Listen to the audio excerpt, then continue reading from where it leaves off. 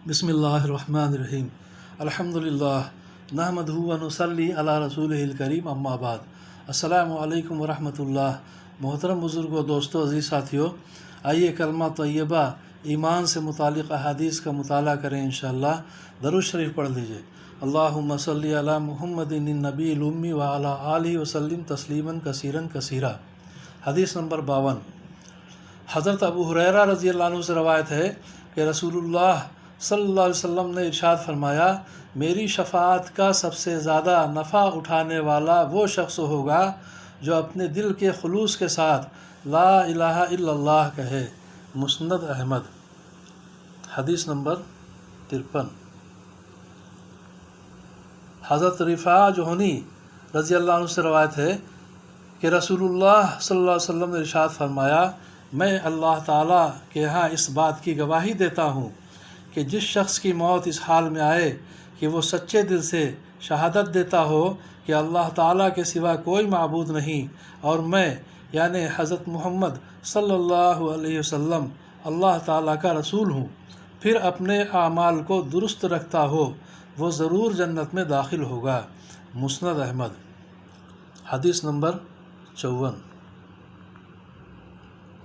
حضرت عمر بن خطاب رضی اللہ عنہ فرماتے ہیں کہ میں نے رسول اللہ صلی اللہ علیہ وسلم کو یہ ارشاد فرماتے ہوئے سنا، میں ایک ایسا کلمہ جانتا ہوں جسے کوئی بندہ بھی دل سے حق سمجھ کر کہے اور اسی حالت پر اس کی موت آئے تو اللہ تعالیٰ اس پر ضرور جہنم کی آگ حرام فرما دیں گے۔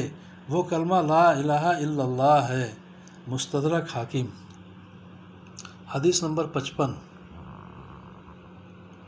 حضرت ایاز انصاری رضی اللہ عنہ سے روایت ہے کہ نبی کریم صلی اللہ علیہ وسلم نے ارشاد فرمایا، کلمہ لا الہ الا اللہ اللہ تعالیٰ کے یہاں بڑی عظمت والا قیمتی کلمہ ہے، اسے اللہ تعالیٰ کے یہاں بڑا رتبہ و مقام حاصل ہے۔ جو شخص اسے سچے دل سے کہے گا اللہ تعالیٰ اسے جنت میں داخل فرمائیں گے، اور جو اسے جھوٹے دل سے کہے گا تو یہ کلمہ دنیا میں تو اس کی جان و مال کی حفاظت کا ذریعہ بن جائے گا، لیکن قیامت کے دن اللہ تعالیٰ سے اس حال میں ملے گا کہ اللہ تعالیٰ اسے باز پرس فرمائیں گے۔ بازار مجموع الزوائد۔ فائدہ: جھوٹے دل سے کلمہ کہنے پر جان و مال کی حفاظت ہوگی، کیونکہ یہ شخص ظاہری طور پر مسلمان ہے، لہذا مقابلہ کرنے والے کافر کی طرح نہ اسے قتل کیا جائے گا اور نہ اس کا مال لیا جائے گا۔ حدیث نمبر 56۔ حضرت ابوبکر صدیق رضی اللہ عنہ سے روایت ہے کہ نبی کریم صلی اللہ علیہ وسلم نے ارشاد فرمایا، جس نے لا الہ الا اللہ کی گواہی اس طرح دی کہ اس کا دل اس کی زبان کی تصدیق کرتا ہو تو وہ جنت کے جس دروازے سے چاہے داخل ہو جائے۔ مسند ابو یعلا۔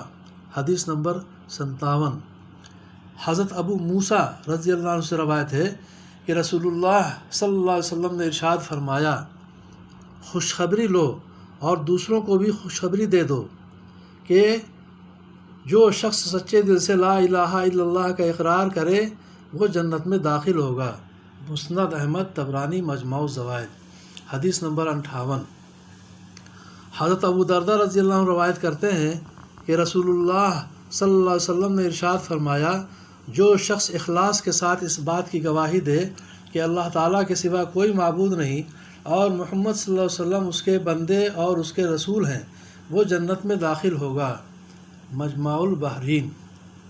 حدیث نمبر 62۔ حضرت انس رضی اللہ عنہ روایت کرتے ہیں کہ رسول اللہ صلی اللہ علیہ وسلم نے ارشاد فرمایا، میں جنت میں داخل ہوا تو میں نے جنت کے دونوں طرف 3 سطریں سونے کے پانی سے لکھی ہوئی دیکھیں۔ پہلی سطر لا الہ الا اللہ محمد رسول اللہ، دوسری سطر جو ہم نے آگے بھیج دیا یعنی صدقہ وغیرہ کر دیا اس کا ثواب ہمیں مل گیا، اور جو دنیا میں ہم نے کھا پی لیا اس کا ہم نے نفع اٹھا لیا، اور جو کچھ ہم چھوڑ آئے اس میں ہمیں نقصان ہوا۔ تیسری سطر امت گنہگار ہے اور رب بخشنے والا ہے۔ رافع ابن نجار۔ اللہ تعالی ہم سب وہ بھی قوی ایمان عطا فرمائے، خاتمہ اپنے اپنے وقت میں کامل ایمان پہ عطا فرمائے، سمجھ بوجھ کے عمل کی توفیق عطا فرمائے۔ اللہ تعالیٰ سے دعا کریں اللہ تعالیٰ ہم سب کی پریشانیوں کو دور فرمائے، عافیت عطا فرمائے، ناحق مقدمات میں پھنسے لوگوں کو چھٹکارا نصیب فرمائے، ہم سب کے ایمان کی، جان کی، مال کی، عزت آبرو کی حفاظت فرمائے، آمین یا رب العالمین۔